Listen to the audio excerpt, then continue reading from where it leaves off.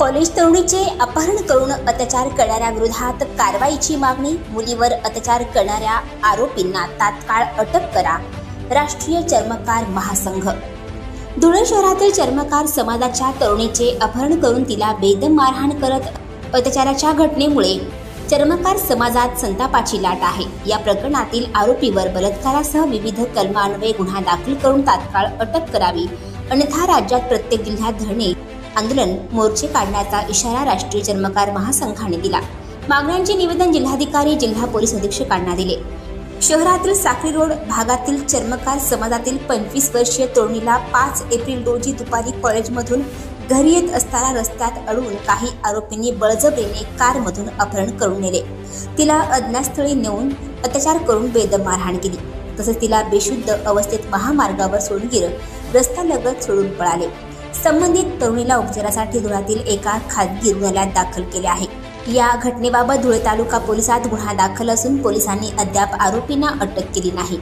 आरोपींवर बलात्कार, अनुसूचित जाती जमाती ऍक्टप्रमाणे गुन्हा दाखल करून तात्काळ अटक करावी, त्यांच्यावर कठोर कारवाई करावी अशी मागणी संघटनेने केली।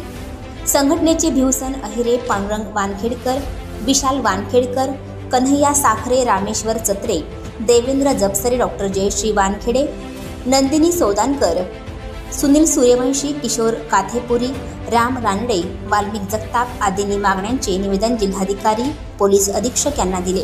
मागण्यांच्या अनुषंगाने पदाधिकारी कार्यकर्त्यांनी जिल्हाधिकारी कार्यालयासमोर निदर्शनेही केली।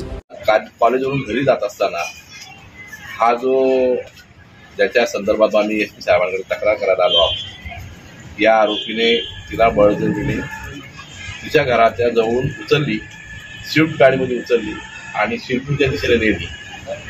तिला अशा पद्धतीने मारहाण केलेली आहे, हैवान देखील लागणार आहे। त्याचे फोटो पिक्चर आमच्याकडे आलेले आहेत। आम्ही साहेबांकडे येण्याचं एसपी साहेबांकडे निवेदन देण्यासाठी डेलिगेशनच्या स्वरूपात यासाठी आलो की हा जो आरोपी आहे, हा आरोपी फार खुलसी आहे। त्यांनी ज्या मुलीला ज्या पद्धतीने मारलेलं आहे, आजही ती मुलगी सिव्हिलला उपचार घेते आहे।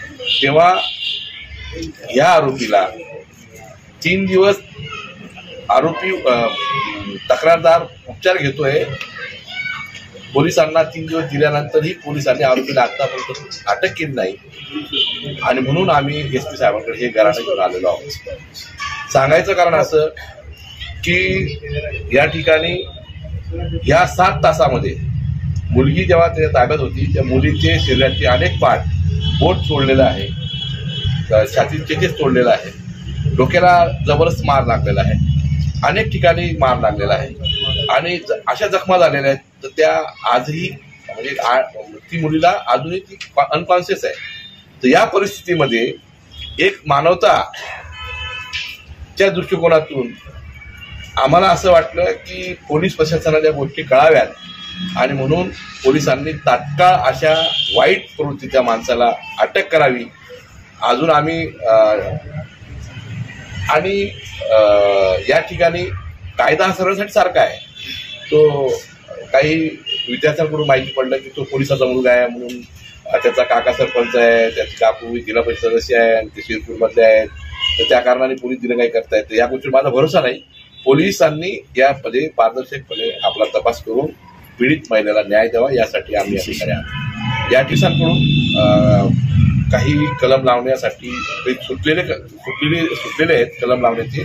तर साहेबांना आम्ही सांगितलं की ती मुलगी जेव्हा 7 तास त्या मुलाच्या ताब्यात होती, तिला मारल्यामुळे ती अनकॉन्शियस झाली होती।